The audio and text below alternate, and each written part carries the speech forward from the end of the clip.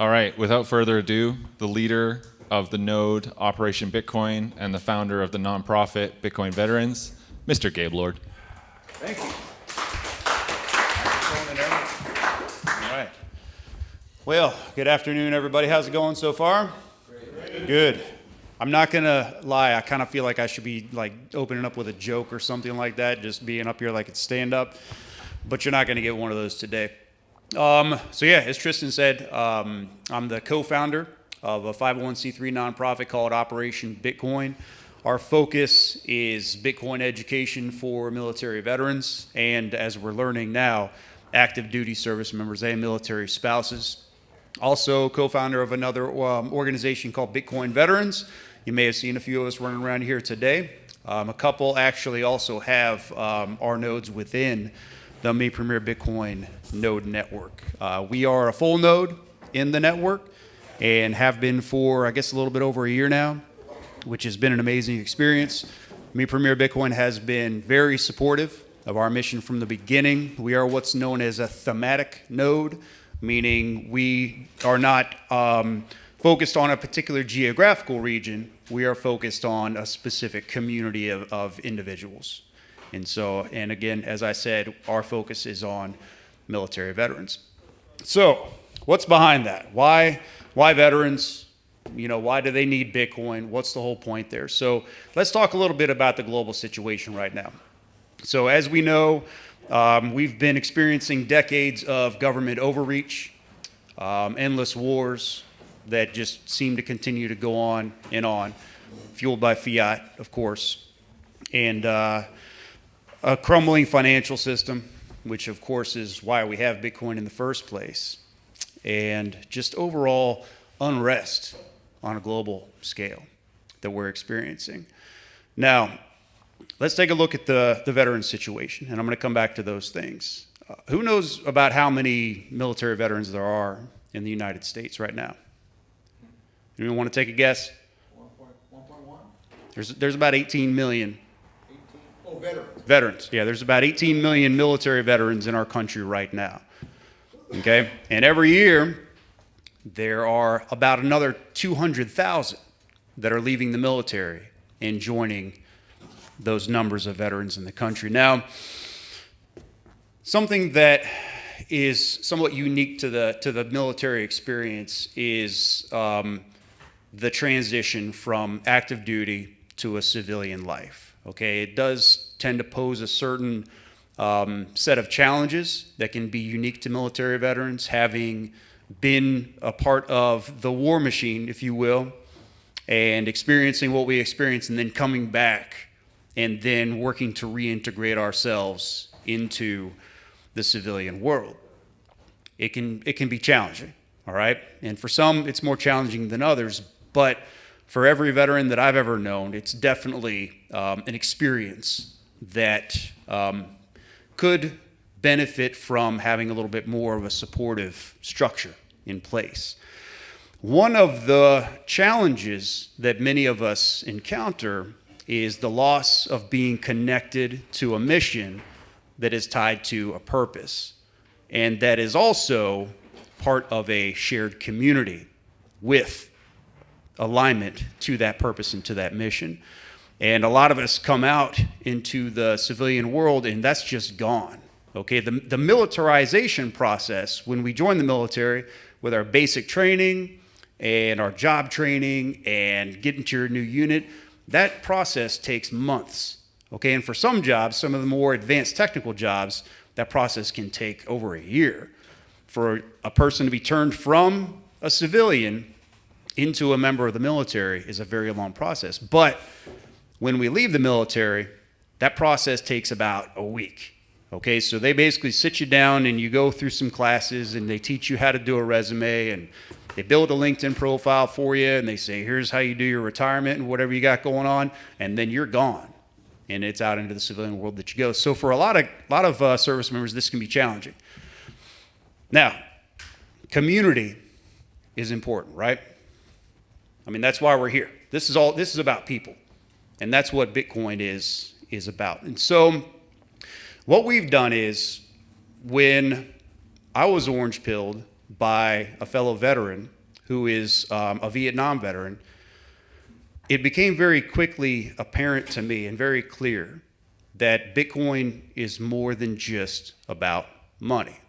And I think that we've all probably come to that conclusion in this room. It's more than just about money. It's about freedom, right? It's about freedom. And something about freedom is freedom doesn't come without a fight. There's a fight.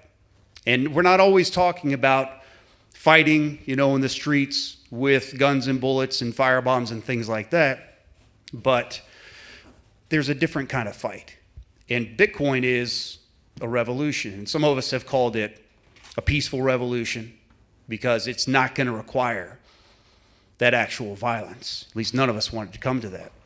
So something that became clear is that Bitcoin is the perfect mission for military veterans. People that already are accustomed to thinking strategically. People that are already very experienced in thinking of things adversarially. People that are comfortable with the fight, if you will. People that are very used to running toward the sound of battle. People that are comfortable with being on the front lines, okay? That are okay with conflict. And also people that have been in a place in their mind where they have put their selves aside to serve something larger, okay? And some of this may sound like there are already some correlations with Bitcoin, and we refer to Bitcoin as a mission. That's what we call it. And so when that became apparent, then it was obvious what the next step was, and that was I need to get as many veterans involved in Bitcoin as I possibly can. Because not only do veterans need that mission, not only do we need community and a shared sense of purpose, but when I realized the fight that laid ahead for Bitcoin, I knew that Bitcoin needed warriors. And it just so happens that that's the community that I'm a part of. And so we started reaching out for educational resources, started making connections, started meeting people, got in touch with Me Premier Bitcoin, and they encouraged us to apply to become a node. And so we did, and that really changed everything for us. It was a huge validation. It was a huge confirmation that there were people out there that were going to support our mission and that were going to be on the same side. And that really, the thing that stood out to me the most with Me Premier was the values alignment, was the focus on people. It's not about, it's not about getting rich. It's not about, specific agendas or anything. It's about serving people. And it just made perfect sense. So that's what we did. Now, I guess I'll give you a little, again, I'm freestyling this right now, okay? So I'm just going to give you a little bit of the story of our journey right now. So we started out really not knowing what the heck we were going to do. We're like, all right, well, we know that we want to teach veterans, so let's start reaching out to people on social media. Let's start, let's create a brand. Let's get some cool t-shirts. Let's go to some conferences. Let's start meeting people. And you know how it is when you start meeting Bitcoiners, you start talking about things, you start getting ideas, right? And so we realized that we were going to organize. I see you laughing, Scott. You're right. But so we organized. We became a 501c3 nonprofit organization. We created a board. Scott Lindbergh is on our board of directors. Thank you, Scott. And then also began focusing on building up a community of Bitcoin veterans. So Operation Bitcoin and Bitcoin veterans are affiliated with one another, but they do stand separately as far as the legal side of things is concerned. But the community side of it is extremely important because we can provide the education with Operation Bitcoin, right? But that community part, that's the biggest part, because that was the question that we began having to ask ourselves is we're teaching veterans about Bitcoin, and then they're coming to us and they're saying, okay, now what? Now I know about Bitcoin. Okay, I've got my wallet. I'm putting stuff in cold storage. I know what to do. I'm good. Now what do I do with my life? Because they wanted to get involved in that mission. And so that's when Bitcoin veterans really started taking off. Now, we started out approaching this from a very virtual position. Okay, like I said, reaching out to people on social media, sharing information with them. And I decided I was going to take it a little bit to the next level and approach this from like we're going to go in and we're going to impact the system. That's what we're going to do. So I'm in Georgia, and we have a training facility there called Vector. It's the Veteran Education Career Transition Resource Center. The acronym is Vector. Now, it's owned by the Technical College System of Georgia, and I happen to know some people involved in that system there, so I started introducing the conversation to them. And I said, look, you know, we've got this financial literacy that focuses on emerging technologies like cryptocurrencies, and I really had to package the wording very tactfully. I couldn't just go in there waving a Bitcoin veterans flag and say, hey, look, we're going to teach all your people about Bitcoin, because they would have freaked out. But even as strategic as I was, they were scared. I had to have several conversations with them. The first time the word Bitcoin came up, they were like, no, man, this is weird. You're going to scam somebody.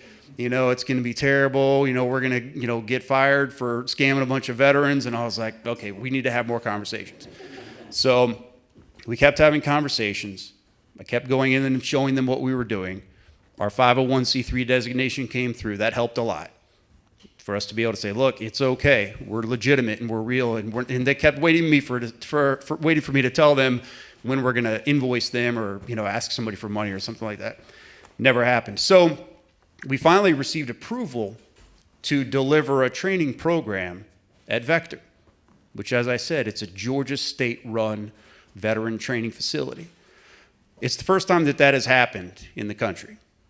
Okay, and so what we're doing now is they started out and they said, all right, come down, teach one class, we're going to watch you, make sure that you're legit, and then we'll see what happens. And I was like, okay. And I thought maybe they just wanted to give me a little stage time in the classroom so they could say, okay, look, it's not going to work. Bitcoin is for weirdos. Get out. But after the first session, they invited me to come back again, because one of the leaders of the program wanted to come and watch too. So she came down and she watched, and now we're on the schedule to go in there once a month. So we go in there once a month. Our next session's on April the 22nd, and the class sizes just keep growing. And we don't even really have to promote it that much. Okay, it's in the system now. The people that are attending the classes, they're telling their fellow veterans about it. They're interested in it, and we do different topics each time. So we keep it fresh and we keep it interesting. The first couple sessions were all introductory stuff, but now we're getting more into things. On the 22nd, we're going to be talking about mining. And so I'm bringing a low-key kit down there that I'm putting together that will hopefully work. And I'm going to give them a demonstration, put it on the screen. They can watch what's going on, and they're going to see what mining looks like, because our larger goal is to teach them how to be mining technicians if they want to be mining technicians, how to mine at home if they want to mine at home. We've been fortunate in receiving a very generous donation of miners from Mara. Several months ago, I was sitting at the house and a pallet full of freaking miners showed up. I was like, this is amazing. Thank you very much. And so what we've done is we've deployed some of those miners to members of the Bitcoin veterans community who are now working on projects where they are designing new ways for people to be home miners, to drive hash towards certain places to support different initiatives. We've got a hashathon coming up on Memorial Day, where we're going to be working with multiple people that are running miners and driving hash rate towards Operation Bitcoin and Bitcoin veterans. So we're really working to give them knowledge that is more than just, here's your Bitcoin, now put it in cold storage and let's go. We really want to transform this community. We want to give veterans that purpose-driven mission that they're looking for. Because the bottom line is, like many people, when we're not connected to a purpose, we tend to lose focus. And when we tend to lose focus, we lose momentum, we lose energy, things don't go the way that we need them to go. And so we're doing our best to make sure that happens. Now, something else that we've done is we launched our first online cohort in January, which has been going awesome. We're actually finishing up next week. So we got one of our classmates right over here, John G. So he is in our inaugural cohort. We had 54 enroll for this. 54, yeah. And we've got the pre-enrollment link that's out there right now on our website, and the list is already starting to stack up. And it's just, I'm not even promoting it, it's just there. But the word is out.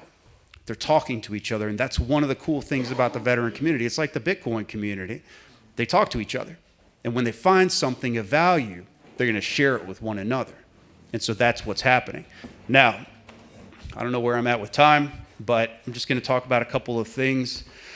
I want to share with you why it's important that we're putting veterans on this mission. I want to share with you a little bit of the impact that veterans are having, okay? Of the most notable would be the response to the hurricane damage up in North Carolina. Does everybody remember that footage? Okay, they were digging people out for a long time. They might still be digging people out. There are still people that do not have a traditional home, as it were.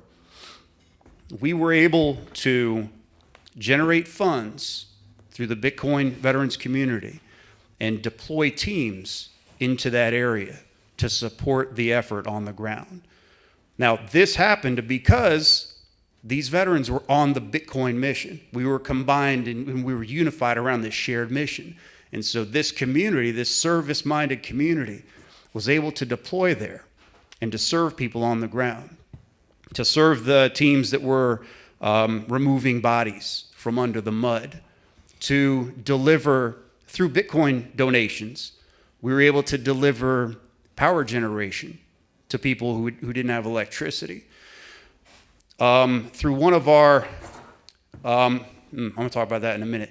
We were able to deliver communications through mesh-tastic radio devices to people that didn't have any other form of communication, to the point where we had individuals there that were training the helicopter crews for the National Guard on how to use these mesh-tastic communication devices in the helicopters to create a network of communication over the disaster area while they were operating.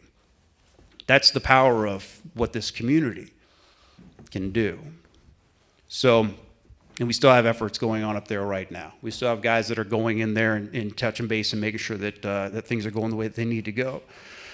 But that's the power of what a community like this can do. And it doesn't always have to be veterans. Now, it does help that we've got hundreds and hundreds of people that are comfortable with grabbing their gear and going into an uncertain situation like that, that are okay with, loading up what you need to load up and going into a situation where it might be chaotic and being able to protect yourself and protect other people and to provide a valuable service.